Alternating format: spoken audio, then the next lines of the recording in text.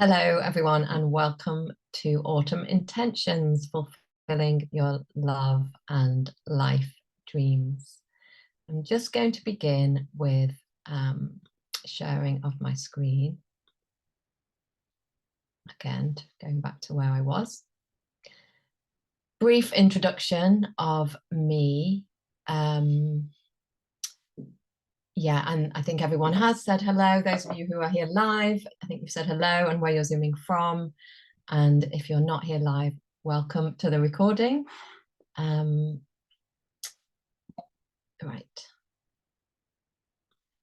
So very briefly about me. Many of you know me.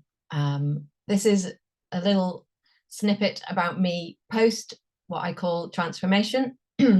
So I am a coach and I work with transformation.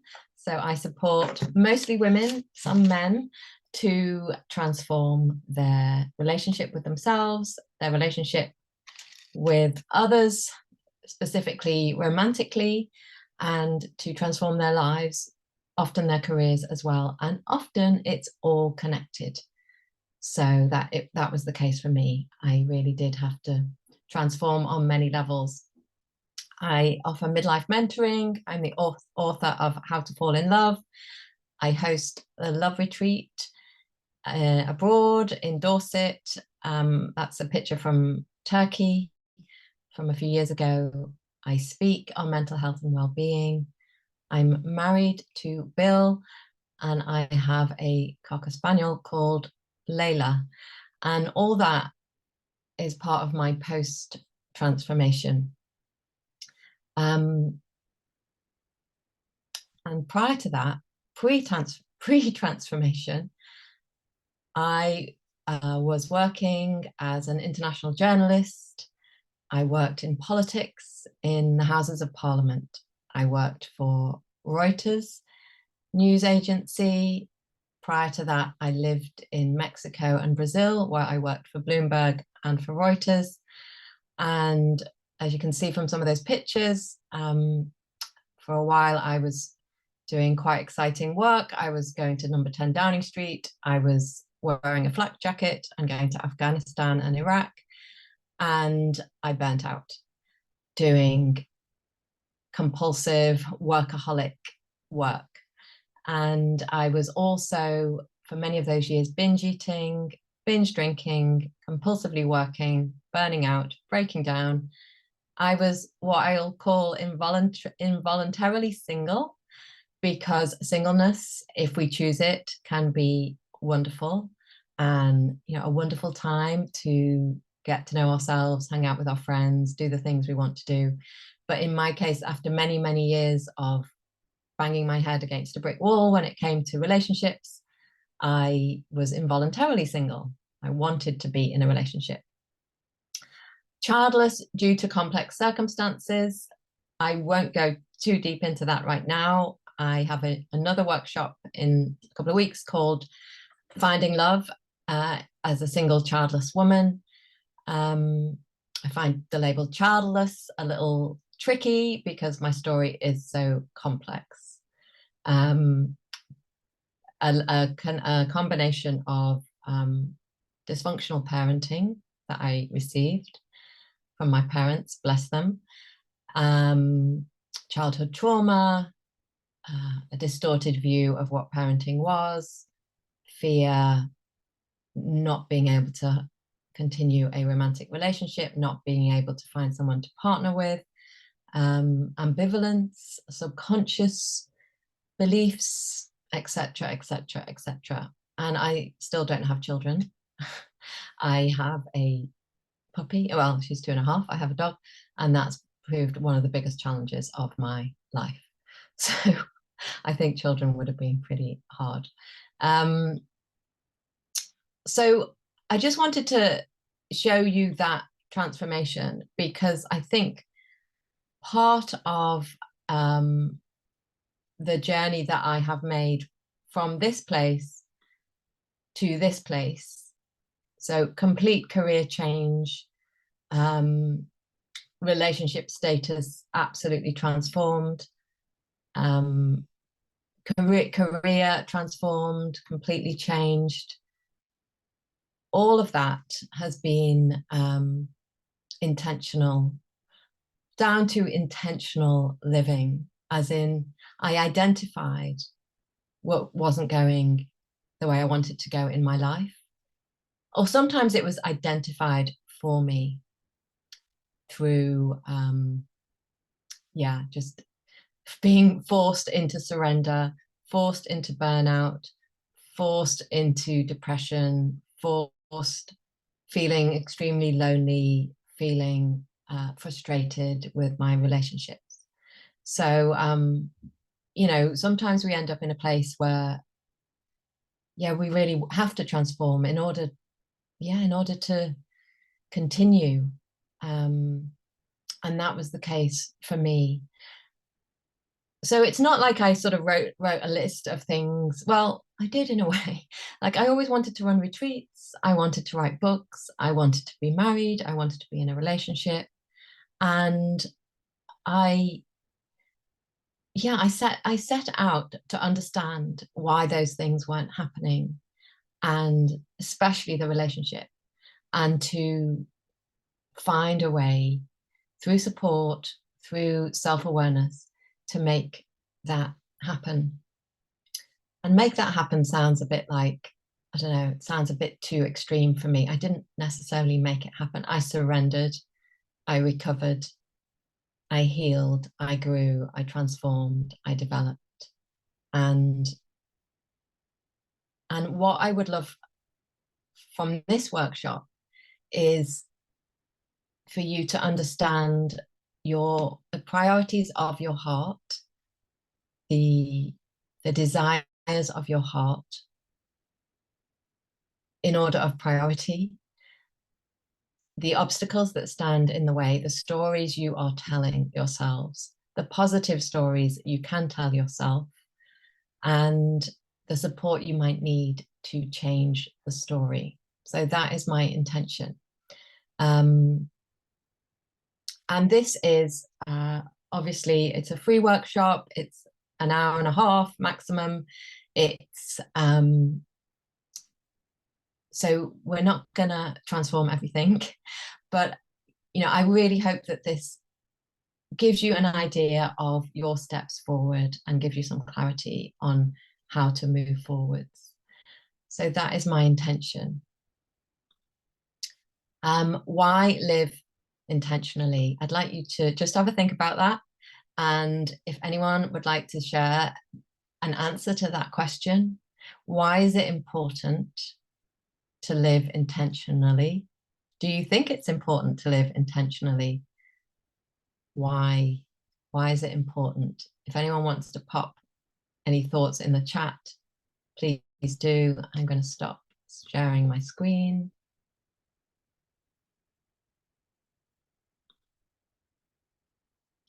And I'm going to see what shows up in the chat.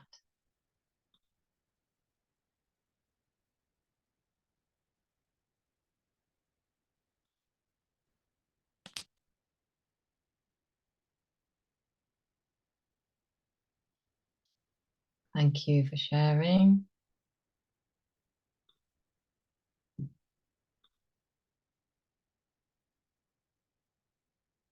So it came to me too, what several people are sharing, because life is short, and it's kind of one of those. It's not a cliche because most cliches are true, aren't they? It's something that we all say, life is short. But I don't know about you. I work with many women who are in midlife. Not everyone I work with is in midlife, but I work with a lot of women who are in midlife. And it's a transformational moment when we start realizing that we could be closer to the end of our lives than the beginning. That life passes very quickly, that life is very precious. I am sure you all know people who may be struggling with health issues, maybe we have lost people, and I'm 52 and I am aware of numerous people with life-threatening conditions.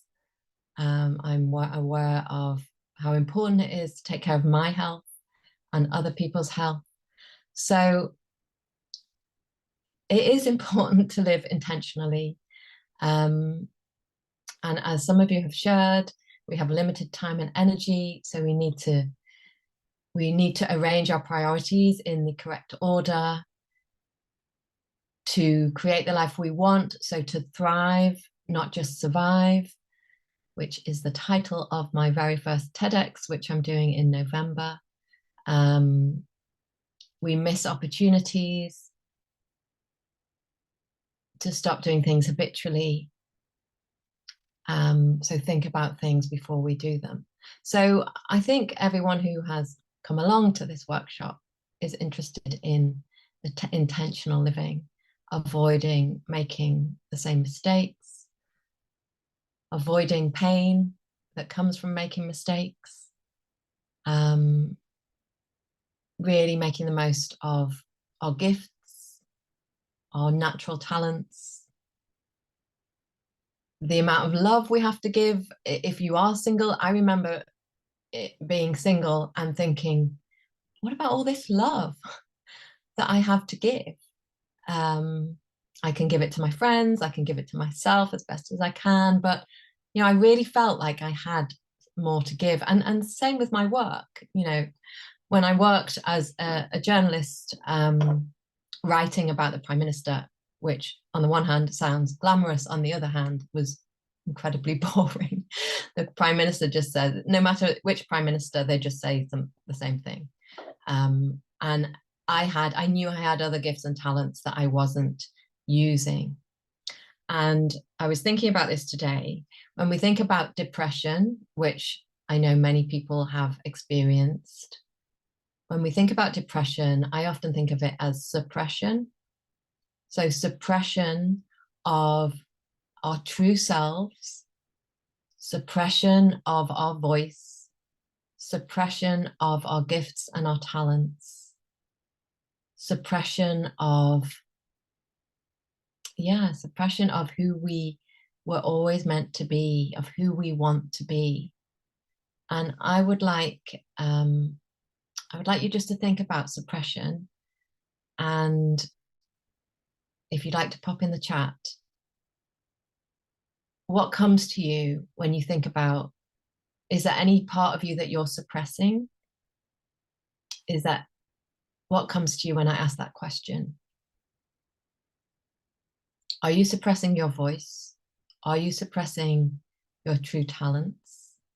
Are you suppressing your capacity for love and intimacy and relationship?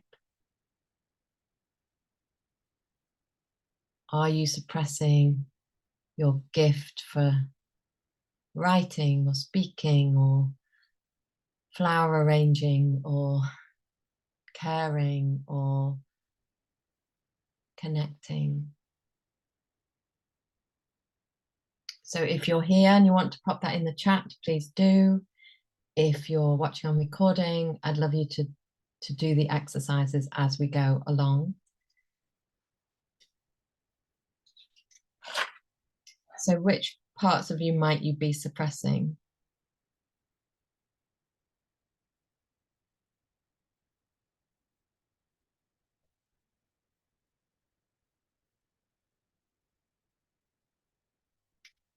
So I'll share a couple of these for the benefit of those watching on recording. Suppression of true self, struggling to connect to my true self, not letting my guard down in a relationship. So that would be suppression of intimacy. And, I often talk about the reasons we do that, and they are generally connected to fear. Suppressing my voice. And again, there's a reason why I used my voice in the past and got silenced. suppressing being open to others to allow a relationship to happen.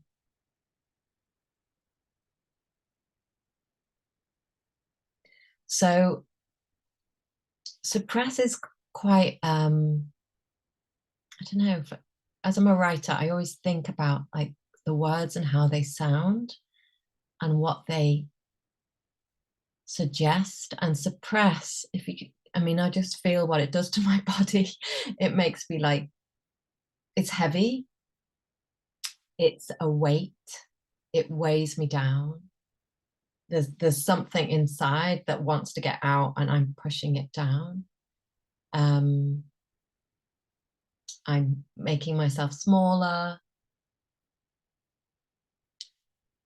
So just have a think and you're welcome to share this too, have a think what that suppressing is doing to you, to your life, to your health, to your happiness, to your joy. So we have someone sharing about suppressing creativity, voice, and nurturing, suppressing feelings, suppressing joy and enthusiasm in case good things go wrong. Thanks for sharing. And my intention, where I'd like to get us by the end of this Zoom call, is, and hold me to this, I'm really going to try. I'd like to inspire and motivate and encourage and give you a real rocket underneath, and I say rocket alongside gentleness, self-acceptance, self-compassion, self-awareness, because we have to hold both in mind. We can't like give ourselves a hard time, get on with it, do it, because that is how I used to be, driven, burnout. But we really want to dig deep and allow our true selves out. And I hope to inspire and motivate and encourage you to do that as best as I can here. Suppressing can be isolating, suppressing sadness and loss is not knowing valid, absolutely. Yeah. So if you're not sure what you're suppressing, I just ask you to be curious. I love that word, curiosity. You're here for a reason. I'm saying suppression for a reason. I'd ask you to be curious. And I think I know some of the things you might be suppressing, the person who asked that question. Suppressing sadness and loss. And I'll say this for everyone, because, you know, I'm pretty sure that we all suppress our true potential to live, to work, to create, to love, to be intimate. And I include myself in that. You know, I include myself in that. I am grateful to have gone a certain distance in terms of creativity and intimacy and those things. But because I still suppress, there is so much more that could emerge. Not going for things, under pressure from outside to do things for others. Yeah, so putting others first, suppressing our own needs and wants, that is so common and painful ultimately. And we do know the root of why we suppress. We know the root of why we suppress. So if I ask you, what story are you telling yourself? So suppression, some of you have highlighted this in your comments. You understand why you suppress. For example, I suppress my voice because I used my voice in the past and I was silenced. So I'd like you to think about the experiences that you've had that have led to suppression, and the story that you narrate based on that experience. For example, if I think about an experience with a family member when I'm young, I'm trying to keep up, I'm trying to be funny, everyone's telling a joke, I tell a joke, I get shut down, shot down, laughed at, humiliated, made to feel not funny, small, kind of, yeah, you don't belong here, so excluded. So the story, it's not even a story, it's my experience. So my experience is that if I use, my experience was that if I use my voice, or if I tell a joke, or if I am visible, or I'm seen, or show up, or put my head above the parapet, I will be humiliated, laughed at, judged, criticized, excluded. So so what I extract from that, that being visible isn't safe. It's not safe to be seen. Therefore, it's not safe to be my true creative self, because that won't be good enough. So why bother? So I'd like you to think about what lies beneath the suppression. And I imagine that the F word is there, as in fear. But if you would like to share any experience that has led to you believing that it's not safe to, or I mustn't, or I'm not allowed, or I must take care of others first, or it's not safe to use my voice. So you might want to share that in the chat, or reflect on it, or if you're on the recording, you could pause and do some writing around that.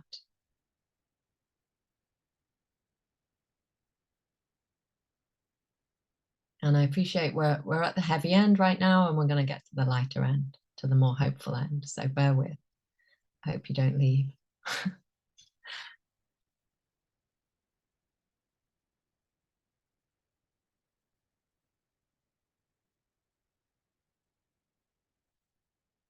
Okay, so someone shares what sounds like a painful experience.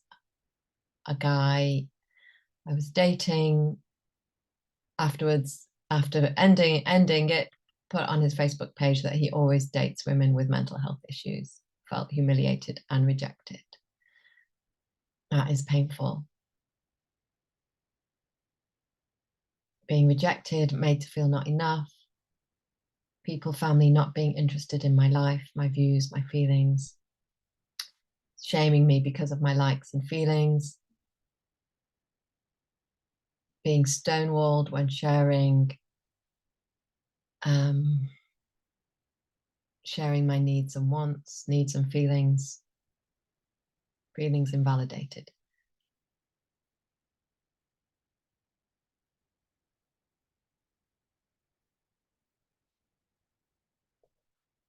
So, story of rejection, not being good enough, being single for a long time, not experiencing my own life or knowing who I am, finding it embarrassing in my 30s, not knowing who I am or feeling good enough. And to that comment, I just want to give a sense of validation and also reassurance. I didn't have a clue who I was in my 30s. I thought I did, but it turns out I was living the wrong life, doing the wrong job, dating the wrong people. Yeah, so there is time, and I think, you know, it's wonderful that whatever your age, it's wonderful that you're here, because it means you are aware and you're interested in transforming things. So we have experiences that lead us to feel, lead us to tell ourselves stories. And I say stories not to invalidate what's going on, but because I believe we can change them. I absolutely believe we can change the stories that we have lived through and that we have told ourselves based on our circumstances. And I'd like to do a little bit of work around that in a moment. So just to share a few more, feeling like everyone else has it sorted except me. And I'm sure everyone will probably echo that. I absolutely echo that. Lots of fear in family, catastrophizing. Yeah, so trying to develop creativity and music, but the outcomes have been failure in inverted commas. Question if it is wise to try again. I believe we can always find more tools and strategies and support, yeah, to be who we are meant to be and to be aligned with our gifts. And then the failure isn't always failure, it is learning, which I'm sure you know, but I can hear the pain in that. So sharing truth in the family and being met with pain and rejection and shamed and isolated. So these are some of the painful experiences that we carry. Now, what can we do about them? What can we do about them? Well, the thing is, we can't bury them. We can't pretend they didn't happen. I spoke to a lady on the beach the other day who was interested in my coaching, who's reading my book, and she said she didn't want to open the box. All that stuff, her life history, the bad stuff that happened is all in a box, and she doesn't want to open the box. And I understand that, but the box is already, the stuff is already there, and it's standing in our way, and it's jeopardizing, sabotaging our lives. And as I said to her, imagine that those feelings and that pain and all that stuff is frozen inside us, and it's a block of ice, and we want to thaw it by talking about it, by sharing about it, by feeling less alone, by writing about it, by working through it, so that block of ice starts to thaw, and so it turns to water gradually, and then it runs down our skin and runs away. We might still have like bits of water in us or little bits of ice in us, but we don't have that massive block. And if I think about the block of ice that I used to have inside, it was like block of ice, didn't want to feel my feelings. It was a barrier, it was a defense, it was a block to intimacy. And I had extra barriers. I had excess weight through binge eating. I had this sort of self-sufficient, independent, got it all together sort of pretense. And these are our defenses. They're our armor. And we get all armored up. And I don't know, I'm sure everyone has seen Brené Brown or knows her talks, but there was a little clip on Instagram this week, which is very much in line with the TEDx talk that I am going to do, which is about, she was saying, we have these experiences and we armor up. We pick up the armor and we defend ourselves. And all the things you're talking about are defenses. We defend ourselves. And at some point, those defenses stop working. Often happens in midlife. And midlife could be anything from 30s to 60s, often happens in midlife when the defenses stop working. For me, the food stopped working, the booze stopped working, the acclaim, status, achievement stopped working, and I'm left kind of needing to let go of those things, left sort of naked, and then needing to rebuild. So we do need to let down any defenses that we have built up, because that is the only way to true intimacy and true creativity, true connection, and fulfilling our potential in all areas. And some of these core beliefs that we're talking about, it's not safe to speak up because this happened. It's not safe to try again. These are our defenses, and we want to try and find the courage, the impetus, the support to let the defenses go. So we understand, and part of the work that I have been doing with myself for years and with clients is we understand. We really have to get clear on what the blocks are, what's standing in our way. Often it's these core beliefs. Often it's these early life experiences. And we can't just wish them away. If only we could wish them away. We can't wish them away. Nor do we want them to, defeat us. And I know that you don't want them to defeat you because you are here. You don't want them to defeat you. So we have to find a way to overcome them or live with them or manage them. So one thing that you're doing here is that you're sharing your truth and you are connecting with others and you're breaking any isolation. You're sharing, you're feeling less alone, you're feeling more connected. For me, that in itself is cathartic and healing. And I hope those of you who come to my workshops often find that it's cathartic and healing. You might have to do additional work. So you might need additional support from me or from someone else.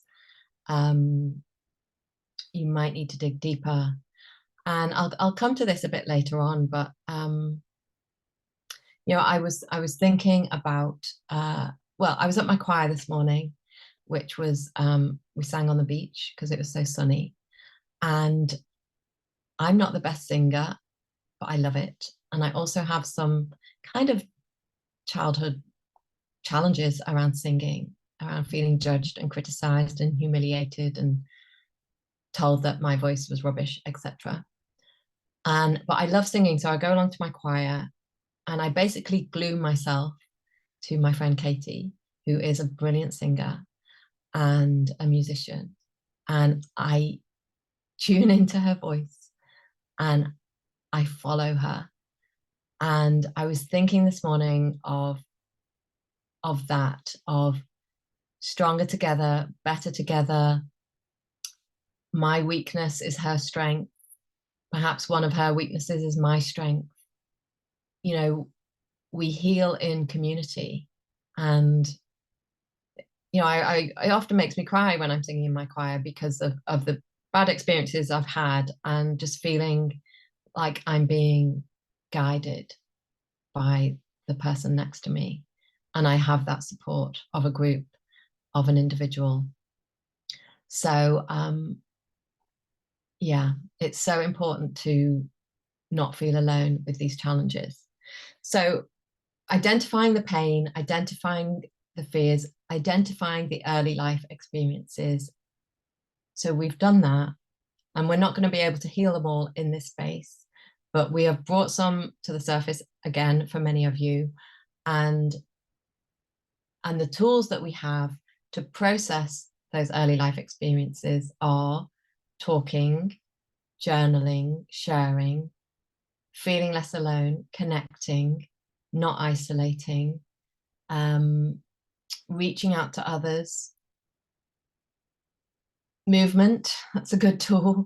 Exercise. I was watching my dog. When my dog gets stressed, she shakes it off afterwards. Animals do that.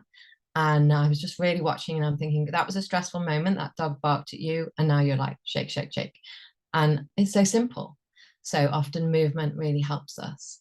Um, so, I'll ask this question towards the end again, but those of you who've identified, and I guess everyone identifies blocks and challenges and obstacles and early life experiences and trauma, etc.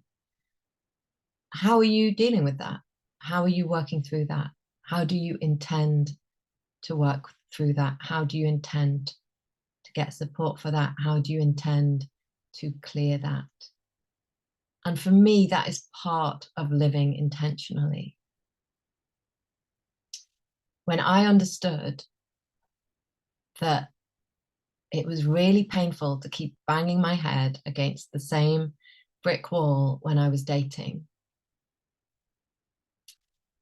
that I didn't want to do that anymore. I can't remember the exact moment I decided it, but it was definitely a decision. I'm not doing that anymore, and I'm going to figure out why. And I did. I got the help I needed. I invested in myself, and I lived intentionally. And I had a little vision board that I'd done, which is something that we often do on my retreats. And I'd identified, there was a diamond ring on it, there was marriage on it, there was relationship on it, and that was kind of identifying the vision. And then it was, okay, why isn't this happening? I understand that there's a problem. I'm going to get help for that problem. So I want you to bear that in mind. How are you moving through healing, resolving, getting help for some of the painful experiences that you've shared? Because they're not going to move through us on their own. We could say that time is a great healer, but as we said at the beginning, time is short. So we want to shake them up a bit. So I want to switch gears a little bit now. I want you to identify the top priorities, the real priorities of your heart. And I'm going to do a short meditation, visualization. So I'd like you to, if you're in a safe space, I'd like you to close your eyes. I'd like you to get comfortable.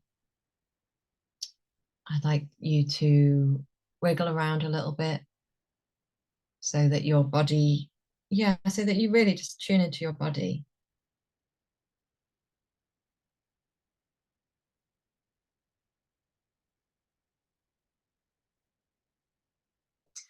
And I'd like you to tune into your breath.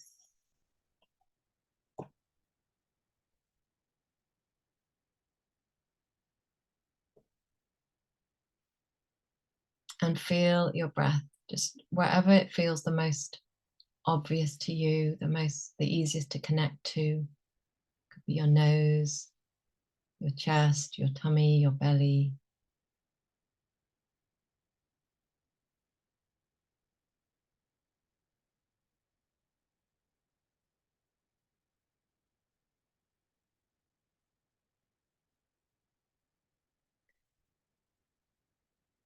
So this is your life force.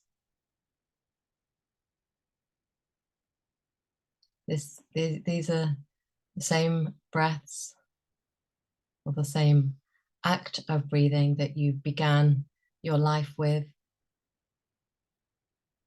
This is the same life force that sustained you age 3 and 5 and 7 through your teens, 20s and onwards.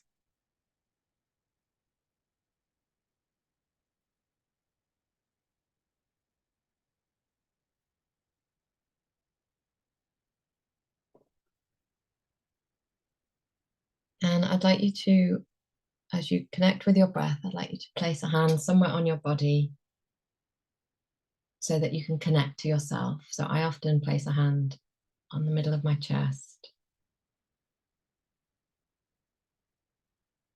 over my heart, maybe one on my belly as well.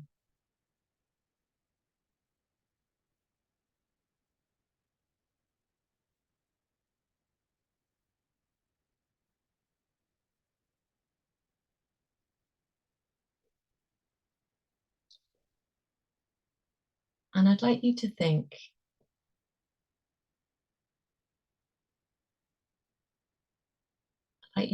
about your heart and the desires of your heart.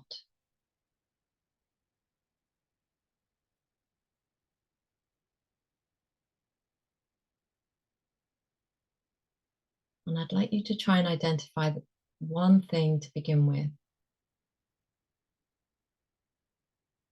the thing that is the most precious to you, the thing that you would like to happen, the dream you would like to fulfill.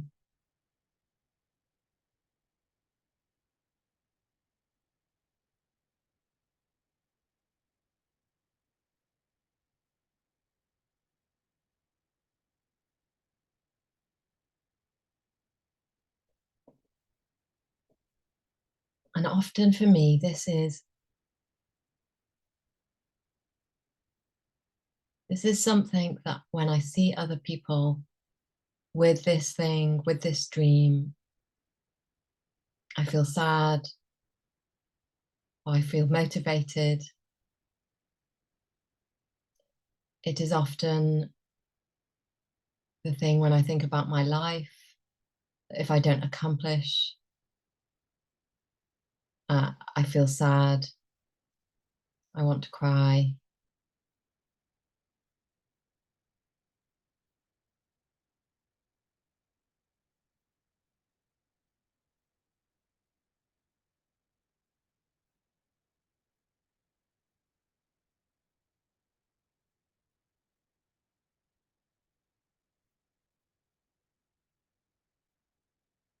And it's often the thing that I connected to most as a child,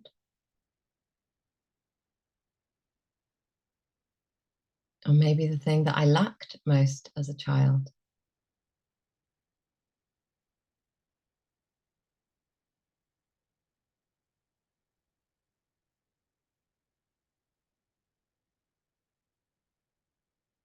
And for some, this dream might be a healthy relationship, it might be a different career,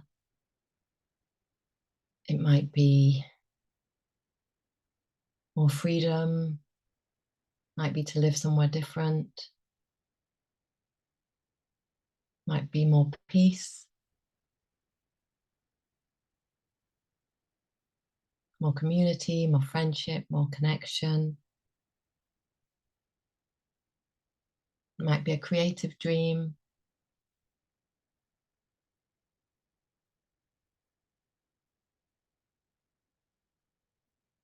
This is something that if you don't accomplish it, you would feel sad, angry perhaps,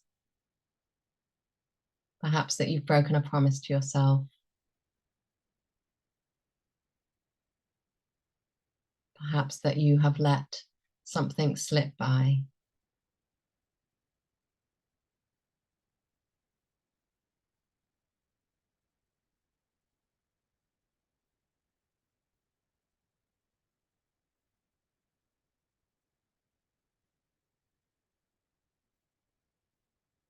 So hopefully you've landed on something, and if you haven't, don't worry, hopefully you'll be inspired by others. But take a few deep breaths now.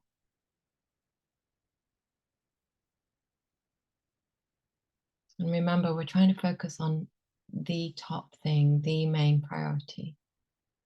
So take a few breaths and then come back into the room. And I'd love you to share if anything comes up as your top priority.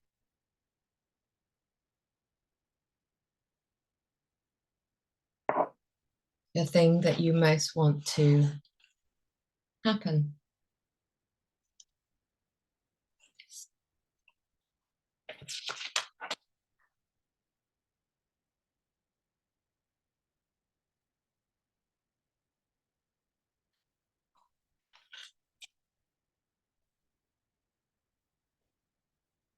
shared joy. That's nice.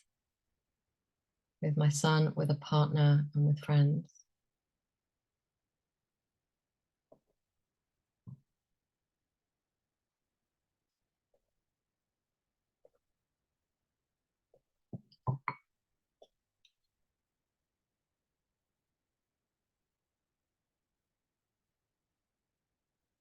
Marriage and motherhood. I want to belong in a community where I'm seen and wanted, with good friendships and love. More connection and friendship with good people, chosen family, ease and flow in my work, healthy relationship, marriage,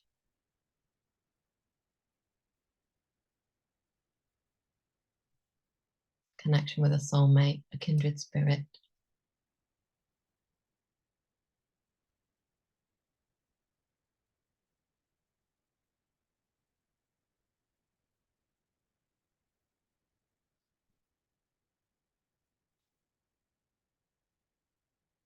Community, connection with self and another.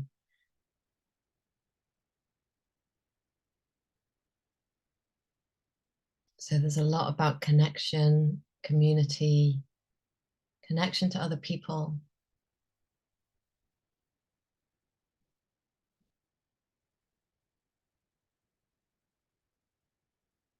And relationship and marriage and motherhood. So connection, that, I mean, it's quite profound, really, I think, connection. Thinking about the early life experiences that some of you shared about and that I experienced too, we're talking about a disconnection in many cases.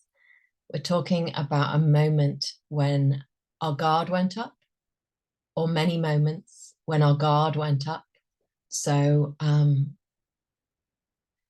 example, when I told that joke, I was looking for connection. I was looking for acceptance. I wanted to be funny. And I got rejection. And then I thought, well, I'm never going to do that again. I'm going to disconnect. I am not going to connect. I'm not going to try and connect like that. And ultimately, I tell myself that people aren't safe. People aren't safe. If I've had bad experiences in romantic relationships, that is an experience of disconnection. And I tell myself that men aren't safe. Intimacy isn't safe. If I think about my early life experiences of intimacy with mum and dad, they were about disconnection, an absence of emotional availability, disconnection. And I think connection, first with ourselves and with others.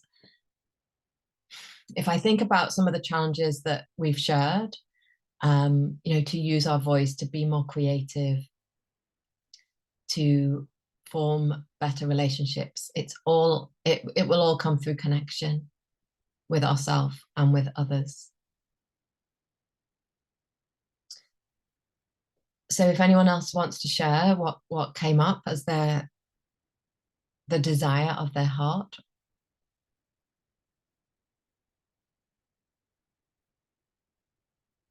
And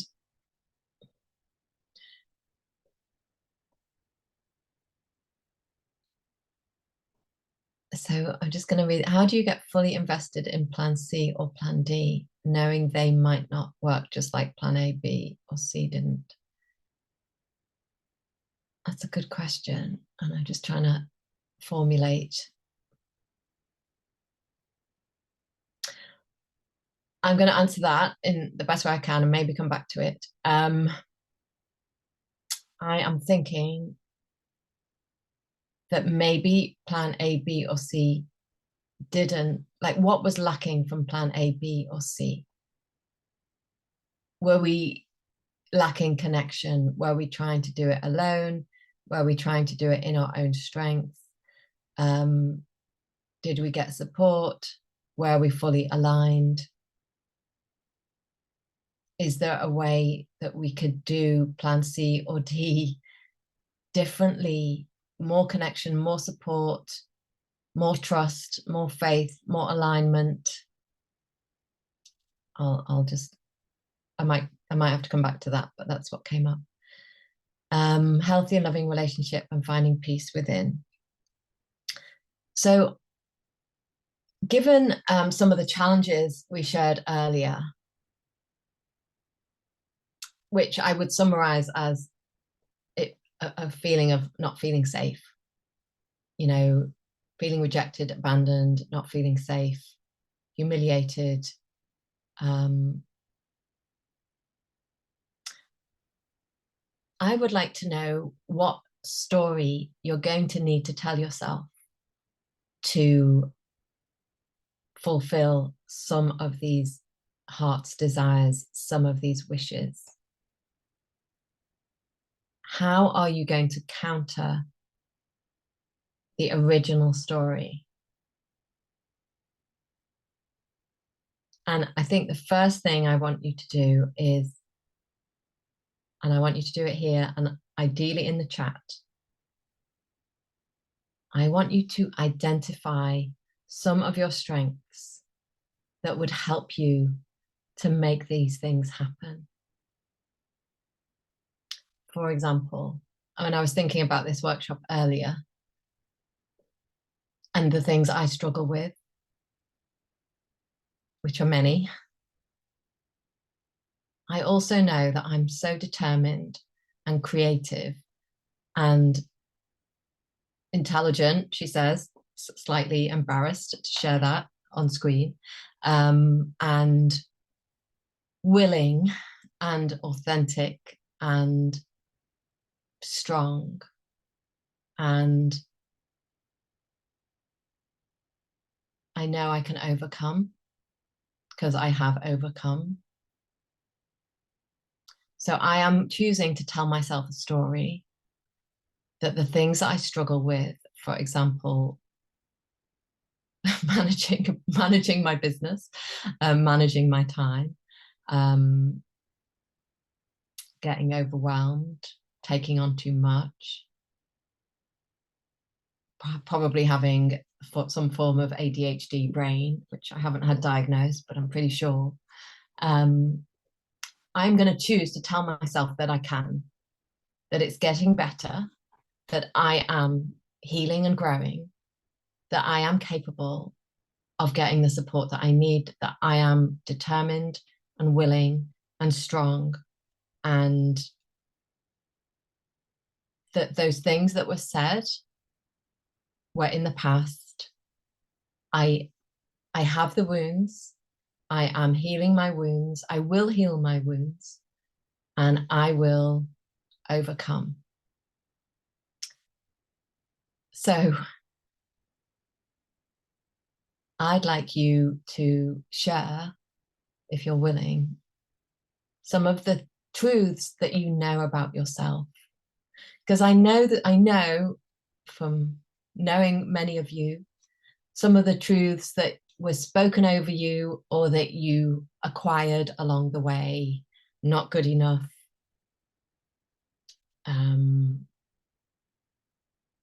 like not lovable because you were rejected or abandoned, a failure, will never get it right.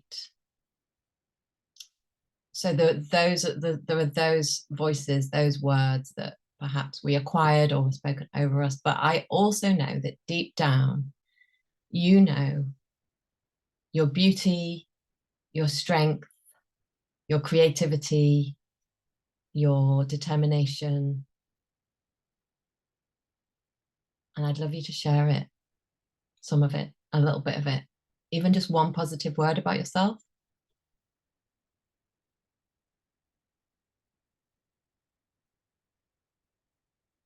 And I'm sure if I asked you to share one about someone else, your friend or someone in this group who you might know, you would do that. Courageous. A good person, resilient, resilience, inner strength, and compassion. Deserving, I do deserve to put my own needs first. Loyal, good friend, authentic.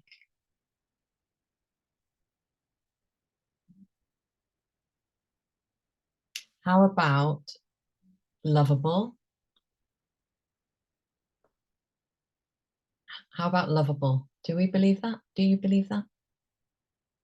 Strong, resilient, kind, loving.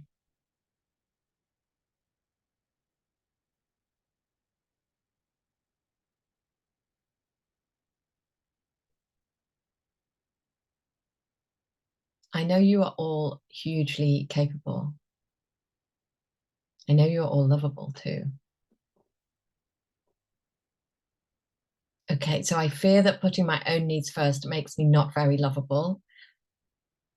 What I hear in that is one of the early life experiences, one of the early life stories.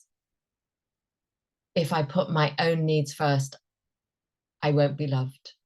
I won't be accepted. I won't be approved of.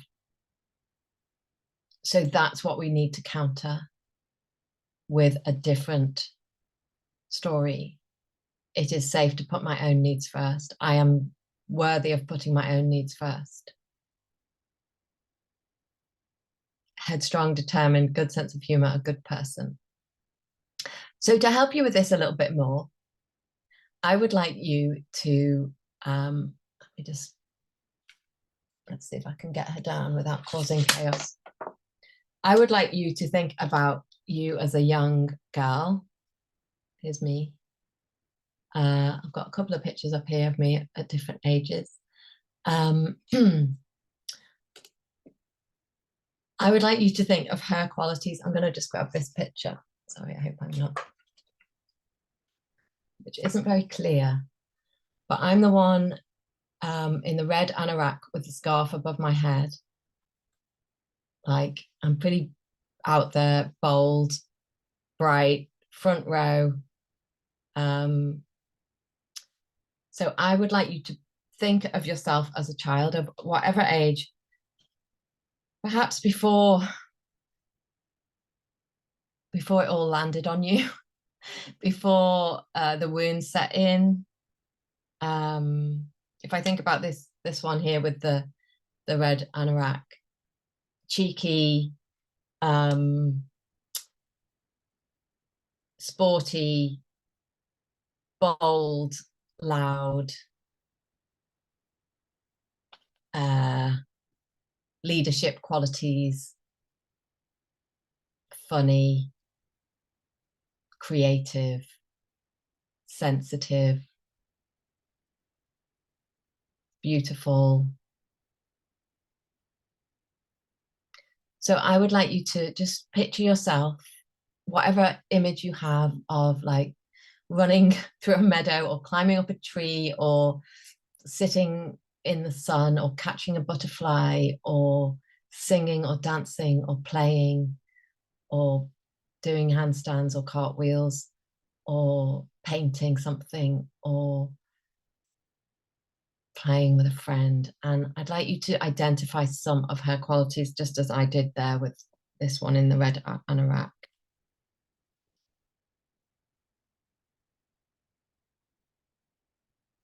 And share whatever words about yourself come up.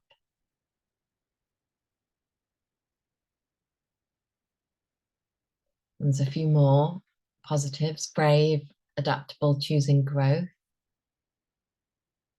kind, compassionate, strong, resilient, creative. So there's a dream here. My dream is to care for a young person as a carer. And I do know I can get on with teenagers and know a lot about their needs. That's on a good day. At other times, I totally doubt myself. So there we have the split. There we have the split. And that's really helpful, actually, because that's what I'm talking about. We have two stories in one comment. We have the confident, real, authentic, true, this is what I would like, and I know I can do it. And then we have the other voice, which actually isn't rational. So if we think, I've spoken about this before, if we think about the emotional brain and the rational brain, so the rational brain here is the adult that says, I have a dream, I have experience, I have skills, I know I can do it. And then the emotional brain is the one that's carrying all the wounds from our childhood. And it's going, no, you don't. No, you can't. You're not good enough. And it brings in the doubt. And what we want to do is we want to keep telling the rational story, the positive story. And to do that, we do need to heal what's lying in the emotional brain.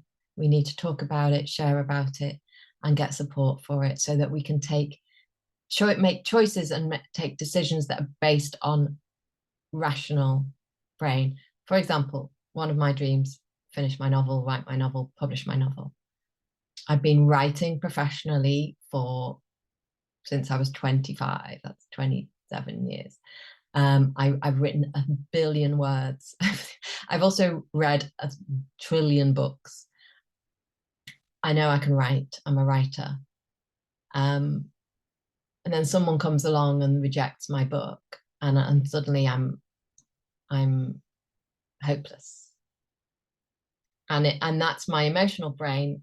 Rejection equals I'm terrible at this, I'm hopeless, I need to give it up. Whereas my rational brain would go, oh, that's a little bit of a setback, but that's one publisher. Let's try someone else, and let's try someone else, and let's keep writing, and let's finish the book. So think about emotional brain and rational brain. So we have some child comments. As a child, beautiful, sensitive, shy, kind, picked up on others' feelings, empathy, funny, silly, show off sometimes. I was all the things people didn't find lovable: a swot, brainy, bossy, too tall, spotty. So we want some compassion in there. We want to turn those words around: intelligent, creative, good leader. And there's nothing we can do about our physical attributes in many cases, but they sound like words that were spoken over rather than true. Dedicated, studious, intelligent, leader. So free thinker, leader, compassionate, joyful, sensitive, spirited, imaginative, fearless. So fearless is a great word. Spirited is another great word. I use those all, so we want to be spirited and fearless. And I'm sure all of you have moments when you were children when you felt spirited and fearless. Brave, wild, creative, imaginative, cheeky, loving, kind, beautiful, intelligent, hardworking, desperate to please parents, family, teachers. So again, we have the two, we have sort of two sides of the coin there in that comment. So I'm cheeky, I'm loving, I'm kind, I'm beautiful, I'm intelligent, I'm hardworking. But then there's a part of me that's really, really needs to please my parents and do stuff for parents and do stuff for family and do stuff for teachers. And that's where it becomes a little bit negative or detrimental to ourselves. So, imagine if we were to take a collage of all of these words, and maybe that's something you can do at home.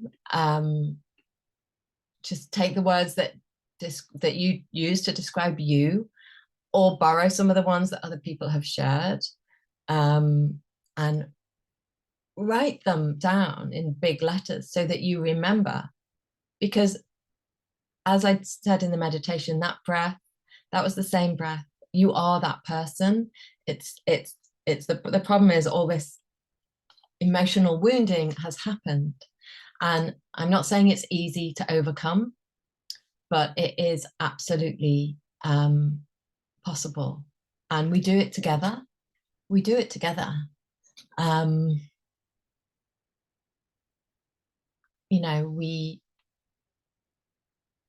We tap into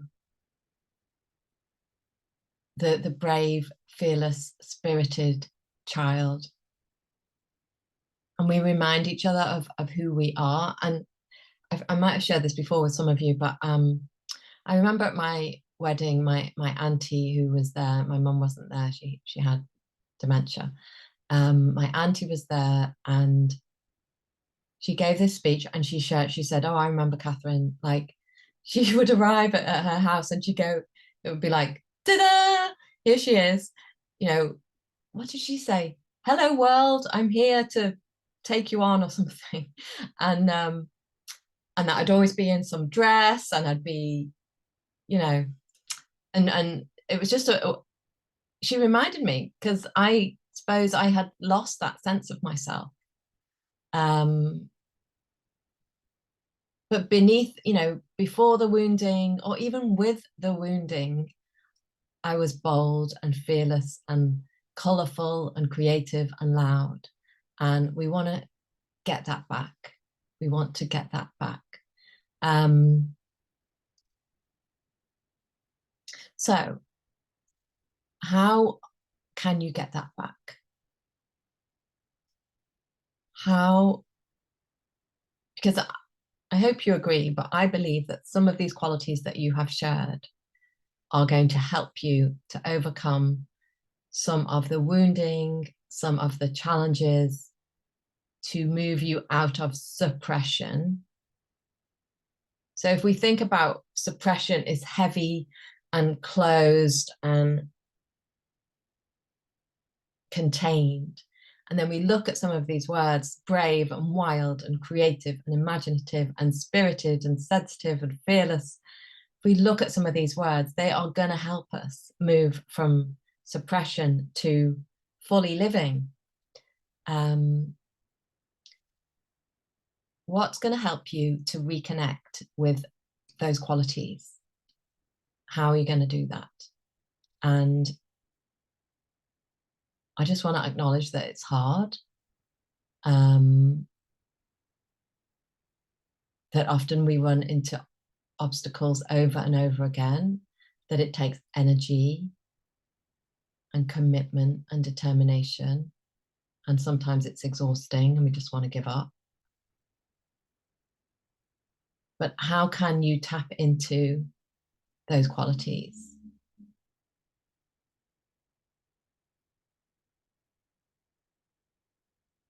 If you can think about that. Because I believe that she is in you. I mean, I believe she's in me.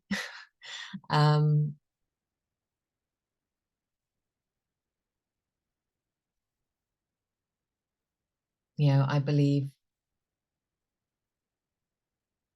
that I am capable, that I have the energy, that I will have the energy, not as much energy as I had 10 years ago.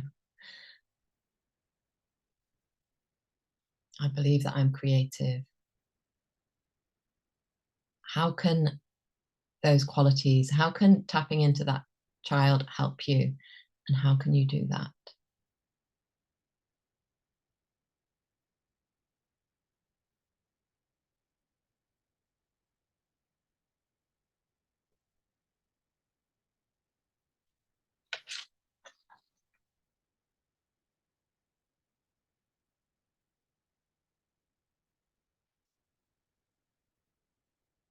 Any thoughts?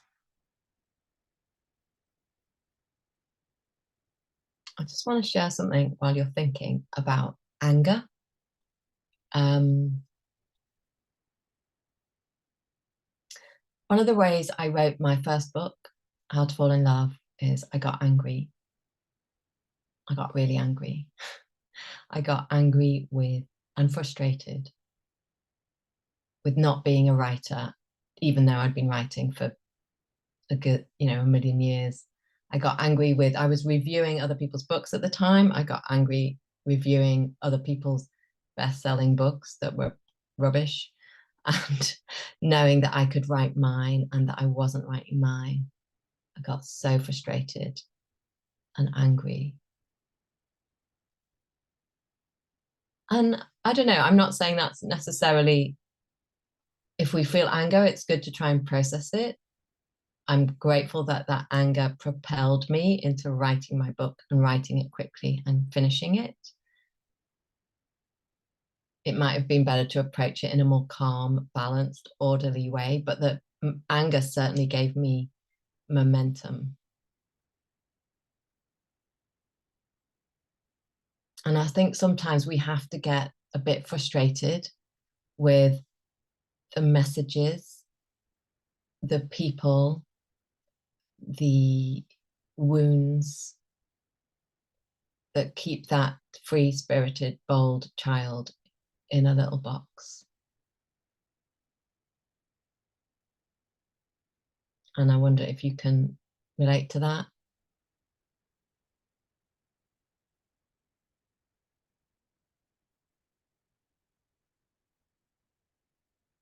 So someone shares that it's harder as an adult as there are so many more restraints, working long hours. And that's very true. And, you know, the reality is it can be hard. I believe there's always a choice. It's never an easy choice. I think when we recognize that we have a choice, and I mean we have a choice what we do with the 5 minutes before we get out of bed, when perhaps we do a meditation, or we have a choice what we do with the 10 minutes we might have at a lunch break, or we have a choice to drop our hours. Possibly, maybe you don't feel you have that choice. I think it's really important to notice that we have a choice.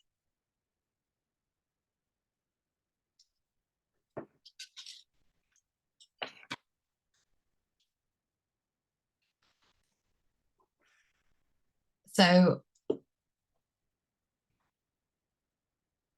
I want you to think about the child. I want you to think about your spirit that has brought you this far.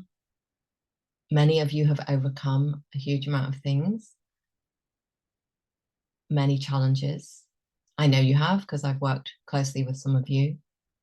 I want you to think about that strength and that resilience. And I want you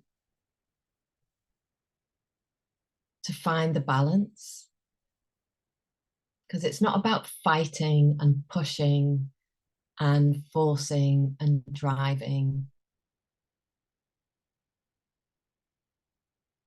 but it is about living intentionally. Living intentionally.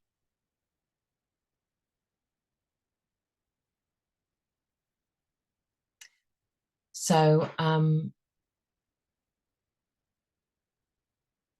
so just sharing a few things from the chat. I've been trying to rediscover things I did as a child and loved. Pottery, brilliant. So taken classes again and it brings me joy, brilliant. And one of the ways to get back in touch with that child and her qualities is to do the stuff that brings you joy and brought you joy earlier. When I go on my bike, you know, I always cycled as a young girl. When I go on my bike, I just feel free, and I love it. When I dance, even laughing is so good for us. Spending time with yourself, getting creative, connecting with you, connecting with others, challenging yourself to something new. So someone's showing about how they were as a child, good friends, sporty, like making things, quiet and awkward at times, but now confident in introverted nature. So I'd like to do more crafty things to relax rather than zone out. So I hear that desire, and it's about trying to act on that. I've changed my working hours so that I can go swimming every morning. Brilliant. So just as we're coming towards the end, but I want you to think about and share one action that you can take this month of September that would connect you with those qualities of boldness and spirited child and free. I'd like you to think of one action that you can take. And I'd like you to think of one step you can take towards the priority you identified, the desire of your heart.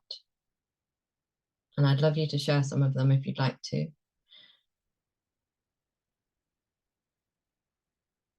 So one action you can take to reconnect with the child and her qualities. You know, for me, I just swim in the sea all the time. I absolutely love it. When I emerge, I feel 20 years younger and full of energy and joy. And what step can I take towards the desire of my heart?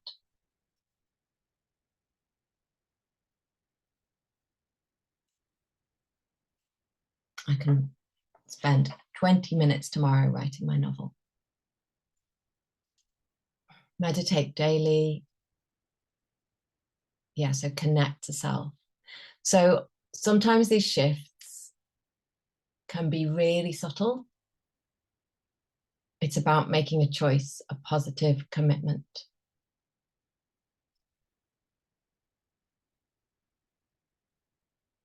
And ideally not doing it on your own, and I'll share about that in a minute.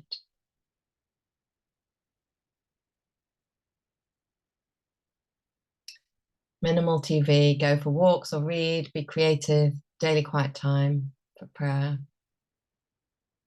So I would like you to see, just to notice the cumulative effects of tiny little actions. So just as I noticed with my body, I don't do this very often, but I've got little hand weights. And if I do like 20 reps with my little hand weights, I notice a tiny, tiny difference in my arms. Just like that, there's daily little action. And for someone who was introduced to meditation maybe 20 years ago and thought complete nightmare, brain won't work, can't meditate, can't sit still, can't stop thinking. I think about the cumulative effects of trying and imperfectly trying to meditate over all these years, and how it has transformed me from I'm still total work in progress, but it's transformed me from a hyper, can't sit still, always thinking, not in touch with my feelings. It has transformed me into a different person. Journaling, maybe taking a course, assertiveness course for confidence, 5 minutes a day to do something for me. So keep sharing that. I'm just going to go back to, as I wrap up, I'm going to go back to sharing my screen. 1 second.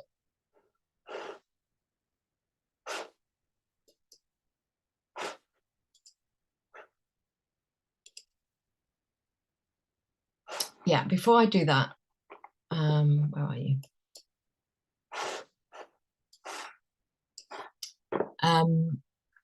Before I do that, many of you know me and the kind of work that I do and the things that I offer. And I absolutely believe in the importance of community to make the shifts that we need to make, to be reminded by others and encouraged by others and supported by others in order to make changes. I absolutely believe in that. I have seen it in my own life over the last 20 years. I have seen it through the groups that I've run and the retreats that I've run. I absolutely believe in the importance of investing in ourselves. And yeah, I really believe in better together, that that we progress much faster together. sometimes we can feel on our own that we're going round in circles. I know I did. And then we get in community or we get support and we start to change and we see the shifts. So I just want to share a few things that I've got coming up. And then after that, be thinking about any questions actually. And if you have any questions, pop them in the chat. I'll answer them on the recording, and then I'll switch the recording off and we'll have a very quick chat before we wrap up. I will put all this in an email to you, but I just want to share my screen and tell you what I've got coming up. So some of you were part of my August summer Love and Life Support, which was a community on Telegram, which is like WhatsApp, and it was also Zoom. We met on Zoom several times in the month, and I am going to continue that, called the Love Collective, and I'm going to start later this month, and it's £30 a month to be part of that, or £75 a one-off payment, which will take you through to the end of December. So bear in mind that that will support you in the run up to Christmas and over Christmas. And if it goes really well and you want to continue, then we'll continue next year. So I'm going to put all this in an email to you. I did intend to have it all beautifully set out, but I haven't had time. I am going to relaunch my How to Fall in Love courses, and How to Fall in Love model includes laying the foundations and date with courage, clarity, and confidence. And so you can take one course or the other course, or you can invest in both courses. And that includes a small group where we get on-screen coaching on Zoom and Telegram as well. And then there's a bespoke that I can put together for you that combines the collective with one-to-one coaching and possibly a course. And I do have, as many of you know, I have lots of, how do I show you that? I'll have to show you that in a minute. I have lots of self-paced courses that you can add on to the collective. They include Step Inside, Connect to Your True Self, How to Find an Emotionally Available Partner, several others. And I am putting all my prices up soon. And I'm not just saying that, they have been underpriced for quite a long time. So you can add a self-paced course onto that, or you can have a look at this. And I just wanted to talk about investment. Why invest in yourself? So I've been thinking about this because as a coach, I feel the most fulfilled and the most useful and effective when my clients transform. And I know that the clients who have transformed have been those who have invested in themselves. And I thought about how much I have invested in myself over the last 10 years. And that has been during a period when I have basically totally changed my career and halved my salary and become self-employed. I have absolutely prioritized investing in professional support and community to the tune of about £200 to £250 a month. And from those investments, I have changed from being overweight, self-hating, binge eating, binge drinking, to someone who has peace around food and with my body. I have gone from having painful relationships and feeling totally bemused about my singleness to healthy dating and healthy relationship, commitment and marriage. I've gone from living in a small flat in London to a house near the beach in Dorset, which was absolutely a dream, to live by the sea. I've gone from being an aspiring author to writing my book, How to Fall in Love, from being a burnt out news journalist to an entrepreneur, coach, midlife mentor, writer, retreat leader, workshop host, etc., because the scope is endless. You know, once one finds your true purpose and passion, I was speaking to a big corporate today about doing some talks for them on depression and on uncertainty. I've gone from being an aspiring novelist, I'm still an aspiring novelist, but I'm an almost novelist because I've written 100,000 words of my novel and counting. And that is by doing 20 minutes, half an hour, 1 hour a day. And I always wanted to do a TEDx, and I'm doing one in November on how to thrive, not just survive. So I know everyone's finances are different, but it is so important to invest in oneself. And I wanted to share my autumn intentions, enjoy inner peace, because beyond all else, I want to feel peace. I want to invest in my marriage and in my friendships, take care of my health.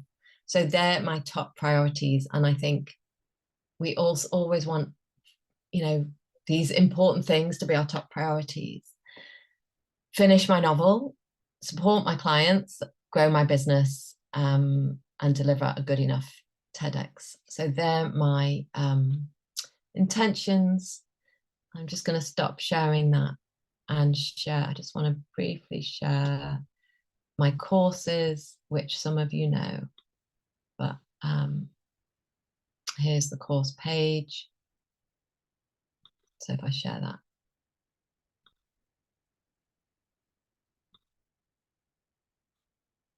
So I have this course page, which I can put in the chat,